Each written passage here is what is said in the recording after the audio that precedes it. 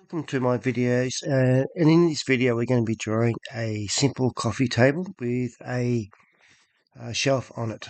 So we'll get started by drawing a new design, and we'll then left click on sketch and then go to the top and click on that plane. To start this off, we're going to go to create. You're going to choose rectangle, center point. We're going to left click on the center and drag it out. And I'm just going to zoom out a little bit using my mouse so we can see our measurements, and we're going to type in 900.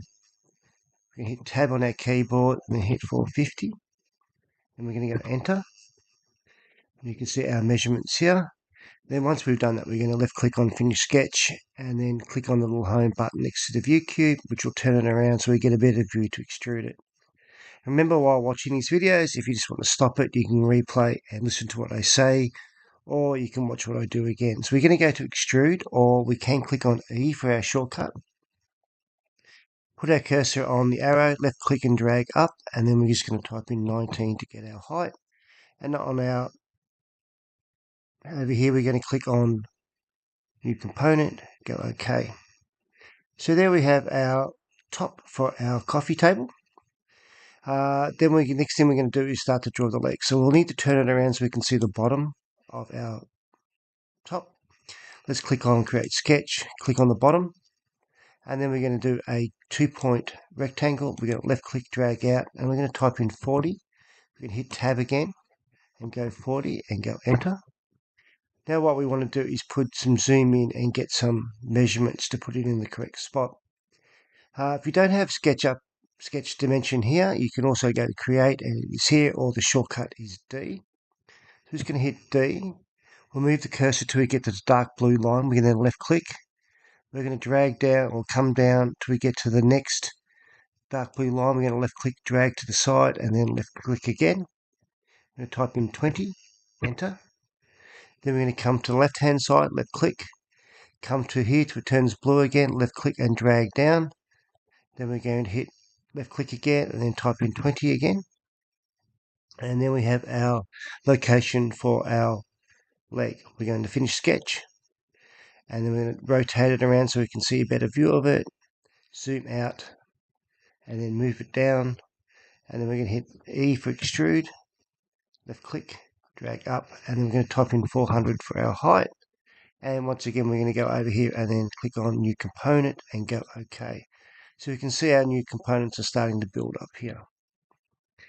So we are then going to turn it around so we get a better view.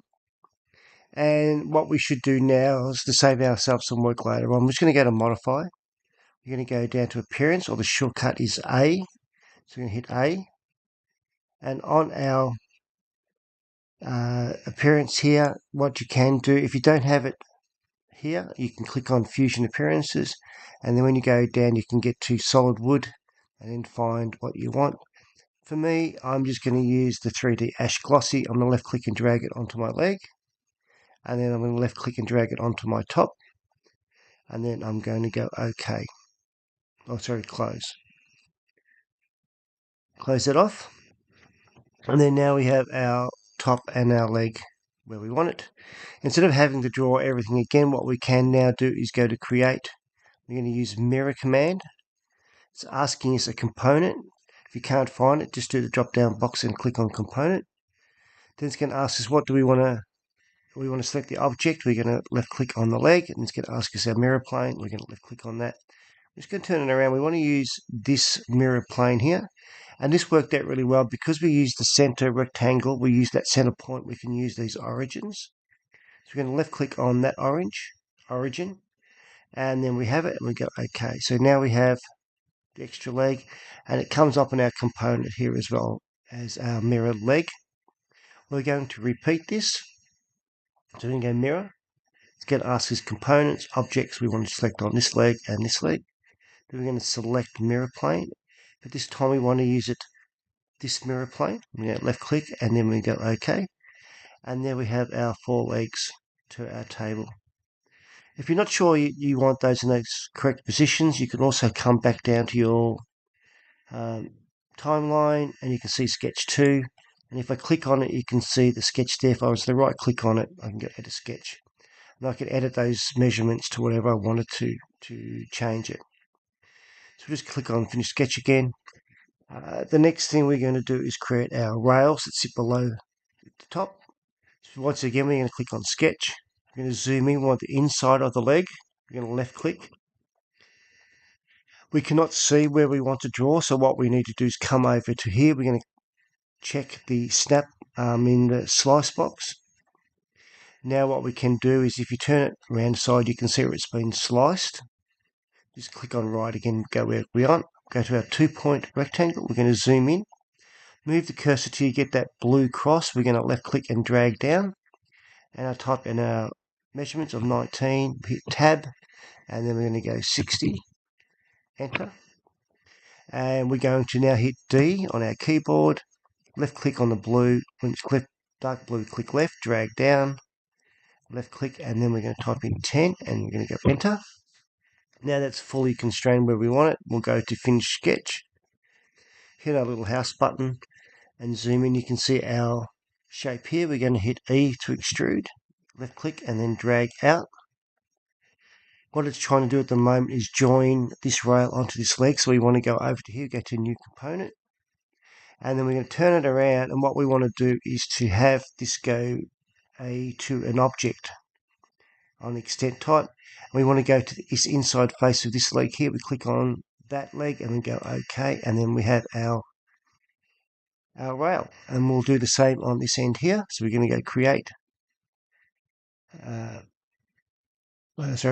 Sketch on this face here. We cannot see what we're doing, so we're going to go slice.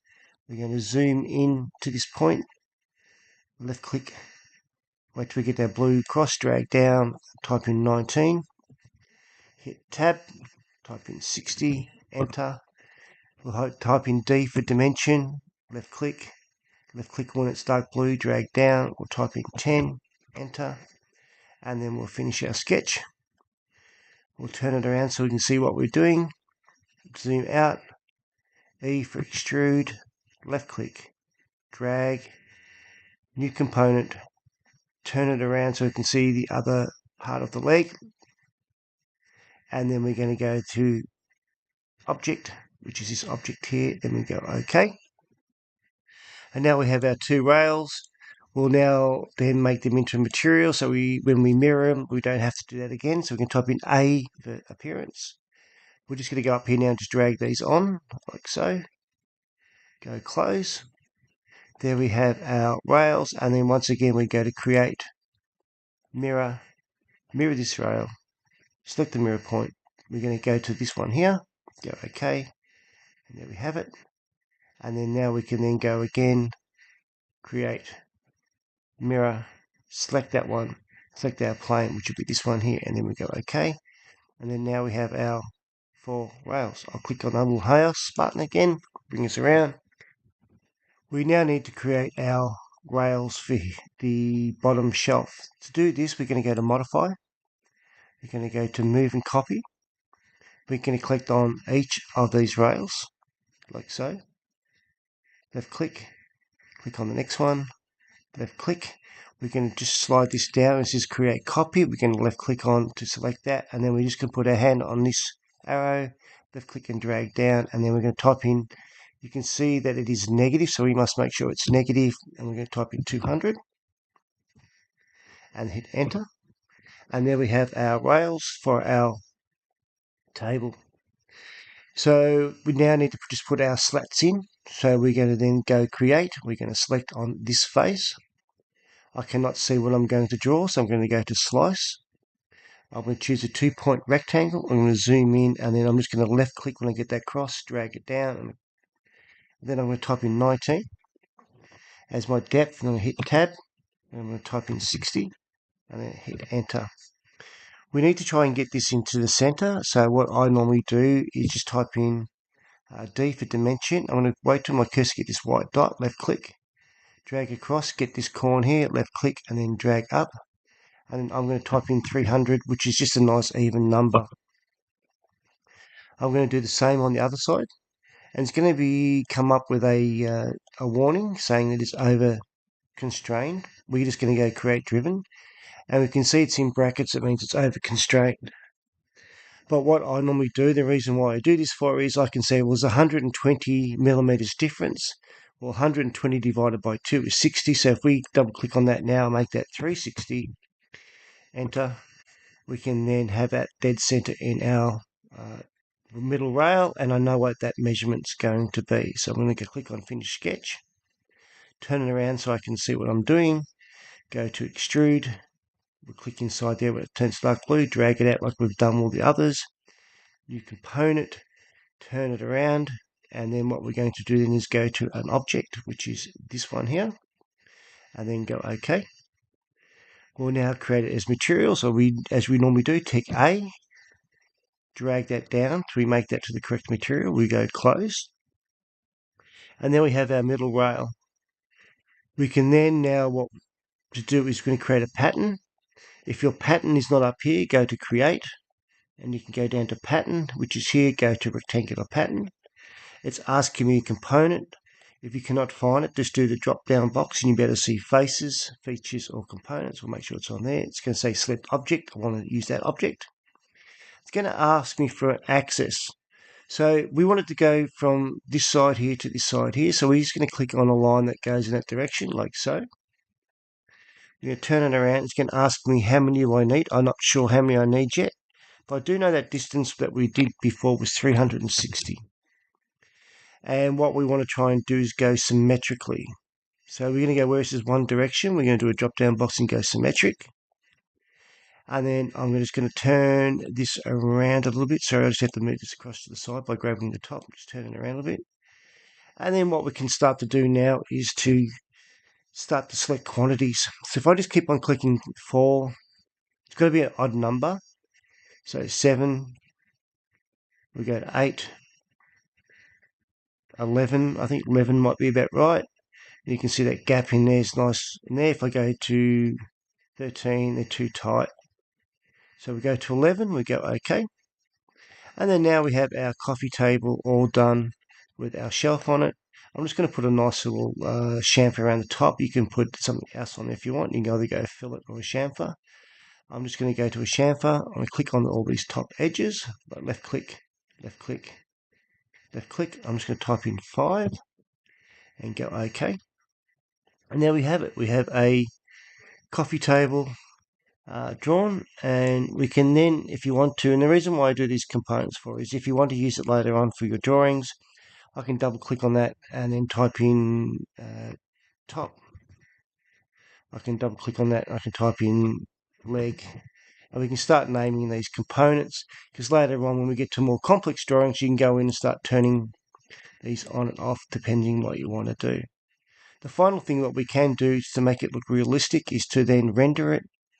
We'll go to designs, click on render. Yours may not look like this. What I normally do is to go to scenes. My goal is when I do my renderings, normally use the 5:4 landscape, which is this one here. You can have other choices as well. You can also go in here and change your focal point like that, how you want it to look like. Sometimes, even when you're doing your drawings, you can make sure your camera's on perspective and not orthogonal. You just need to make sure it's on that one there, on perspective, because it was just a bit awkward.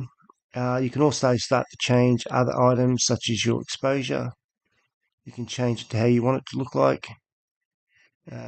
Depends where you are. You can also come up to the top here and start changing your brightness to what you want, and you can even go in the back here and change your background to what you want. The final thing in this scene setting is go to environment. At the moment it's on cool lighting. I can come down here to go grid lighting, left drag it in, and you can start playing around with what sort of lighting you want. I'm just going to go to grid. I'll just drag that on there. Yep. Go to settings, and then I can start playing around with it. It looks a bit dark at the moment. Let's just change the exposure a little bit. Something like that. And I'm quite happy with that at the moment. Maybe change like that. I'm happy with that. So then once I've done that, I'll just drag it up and go close. And then you can either do an in-canvas rendering, which was this one here.